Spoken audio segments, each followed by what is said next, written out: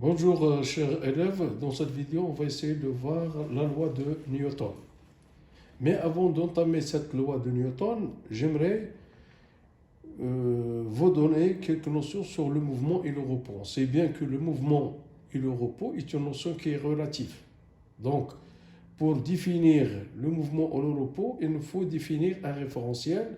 Et on a vu que le référentiel est composé d'un repère d'espace et un repère de temps. Donc, passons maintenant au vecteur vitesse et vecteur accélération. Donc, on considère un repère R, O, I, G, K qui permet de déterminer la position d'un point à un instant donné. Donc, considérons le repère O, I, G, K. Donc, le vecteur position OG est égal à XI plus YG plus ZK. Donc, la norme de vecteur OG est égale à la racine de x carré plus y carré plus z carré. Ça, c'est connu. Passons maintenant au vecteur vitesse instantanée. On a vu dans le temps commun que la vitesse instantanée est égale d'une vitesse VI est égale à VI moins 1 est égal à DI moins 1 multiplié par DI plus 1 sur 2 temps. Mais ceci avant de connaître la dérivée. Mais maintenant, avant au niveau de baccalauréat, que la vitesse instantanée, c'est la dérivée de vecteur position par rapport au temps. Donc, puisqu'on travaille dans un repère x, y, z, donc la vitesse a des composantes Vx, Vy, Vz, que sont des composantes avec Vx est égal à dx sur dt est égal à x point, Vy est égal à dy sur dt est égal à y point, et Vz est égal à dz sur dt est égal à z point. Donc, Vg est égal à x point i plus y point g plus z point k. Donc, avec Vx, Vy, Vz, ce sont les composantes. Donc, la norme ou bien le module est égal à racine de Vx carré plus Vy carré plus Vz carré. Donc, connaissant le vecteur position, on peut le dériver par rapport au temps, on peut trouver la vitesse. Une fois trouvé la vitesse, on peut faire la norme.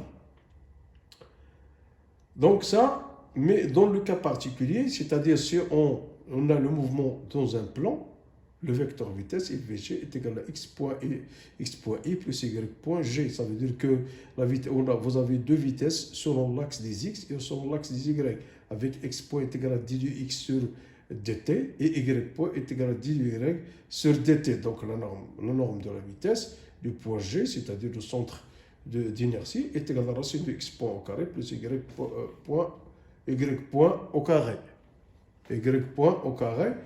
Donc, si vous avez le mouvement suivant un axe, l'axe des x, c'est-à-dire suivant un axe x ou y ou z, le vecteur vitesse Vg est égal à x point i, est égal à y point g, est égal à z point k. Ça dépend. Donc, la norme du vecteur Vg selon une direction unidirectionnelle, donc est égal à racine de x carré, est égal à racine de y carré, point y point au carré, est égal à racine de z point au carré. Ici, c'est un point, je m'excuse, point au carré, et y point au carré est égal à la racine de z point au carré. C'est la vitesse. Donc ça, soit dans le plan, on a vu dans l'espace, dans le plan xy, et suivant un axe. Donc, vous savez que le vecteur vitesse, donc si vous avez une trajectoire, on sait que, vous savez, si une trajectoire, c'est l'ensemble des points parcourus par un mobile m, donc la vitesse est toujours tangente en ce point. Si on prend par exemple la vitesse du point M, il est tangente à la trajectoire. Si on prend par exemple M2, il est tangente à la trajectoire. De même pour M3, etc. Donc le vecteur vitesse, un point est toujours tangente à la trajectoire en ce point. Donc il est tangente à la trajectoire. Ça, il faut le connaître. Donc maintenant, expression de vecteur accélération. Donc on a l'accélération au point G est égale à xg, est égale à, puisqu'on a dans le repère x, y, z, donc il a trois composantes, à x, à y, à z. Donc on sait que l'accélération est égale à d de vx sur dt et de dvy sur dt, d de vz sur dt. Donc est égal à d avec le vecteur position, c'est d carré du x sur dt carré, d carré du y sur dt carré et d carré du z sur dt carré. Donc, AX, AY et AZ, ce sont les composants de vecteur accélération de le repère cartésien. Donc, AG est égal à X seconde I plus Y seconde G plus Z seconde G. Donc, dans le repère OIG, dans un repère, c'est-à-dire nous appelons la norme de HG est égale à racine de AX carré plus AY carré plus AZ carré.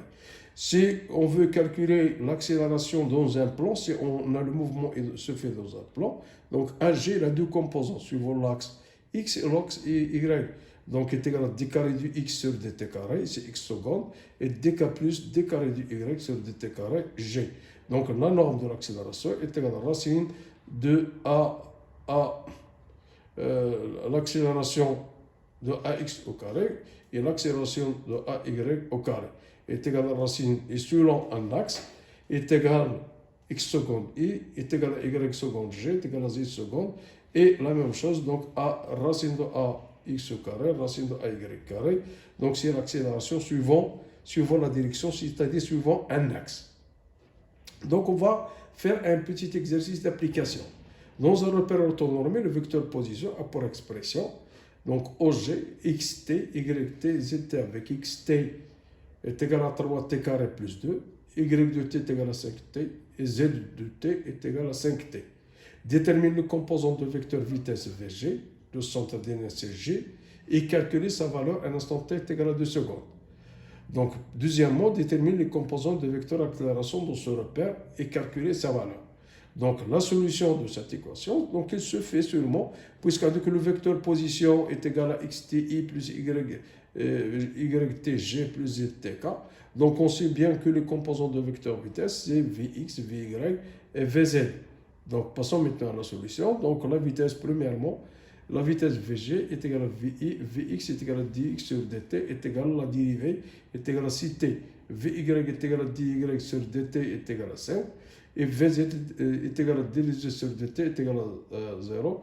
Donc le vecteur position, Vg est égal à 6ti plus 5g.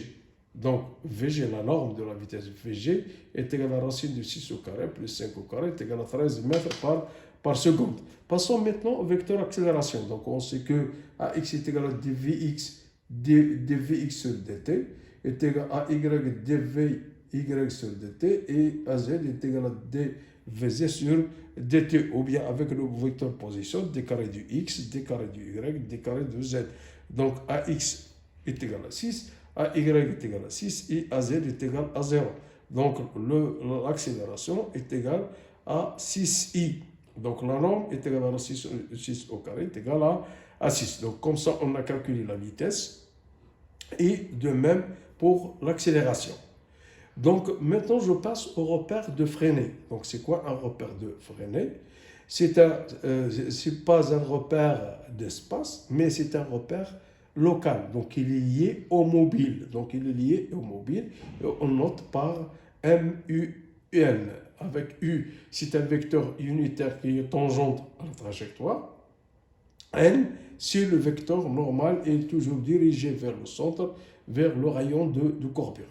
Le vecteur unitaire E est tangente à la trajectoire, point M. À chaque point, il est tangente et orienté dans le sens du mouvement. Comme vous voyez ici, le vecteur il est tangente en chaque point, il est tangente à la trajectoire. Et bien sûr, le vecteur unitaire N, il est toujours normal, il est toujours dirigé vers le centre de la courbure de la trajectoire. Donc U, il est dans le sens du mouvement, il est tangente en chaque point M, et N, bien sûr, il est normal, il est dirigé vers le centre de courbure de la trajectoire.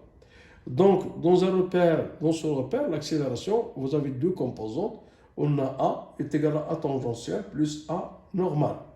Donc comme donné que l'accélération tangentielle est égale à dv sur dt sur le vecteur unitaire tangentiel.